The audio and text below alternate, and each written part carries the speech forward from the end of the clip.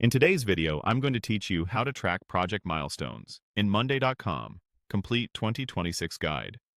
We're going to set up a clean, dedicated board for your project milestones so you have a single place to see what matters most and when it needs to happen. Milestones are those big, high-impact moments in a project, like kickoff, design sign-off, or launch. Capturing them in their own board keeps your timeline clear and your team aligned. Start by heading to the Home area in your Monday.com account. Home is your command center, and it makes sure you're working in the right space before you create anything new. If your left sidebar is collapsed, expand it so you can see your workspaces. Next, look for the small plus icon next to your workspace name on the left panel. That plus icon is your Quick Add button for creating items inside the workspace you're currently in. If you don't see it right away, hover over the workspace name or scroll a bit. Sometimes it's just out of view. Click the plus icon, and you'll see options for what you can create. Choose New Board. A board is the structured place where your information will live, with rows and columns that you can customize later.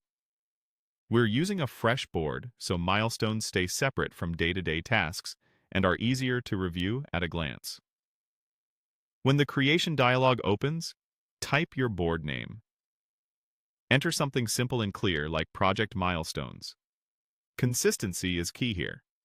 If you manage multiple projects, consider a naming pattern you'll recognize later, such as project name, milestones, or milestones. Q3. That way, teammates will instantly know what this board is for when they search. Now, click Create Board. This confirms your choices and starts building the new space. Keep your cursor still for a moment and avoid navigating away. Monday.com will spin up the board and route you there automatically. Wait until it's done loading. You'll land on your new board view once the setup finishes. If it takes longer than expected, a quick page refresh usually resolves it. When the board appears, you'll see a clean table ready for you to populate with key milestone rows, dates, and owners whenever you're ready. That's it. You've created a dedicated project milestones board. From here, you can later add columns for dates, statuses, and owners, and group milestones by phase or quarter. But for now, you've completed the essentials.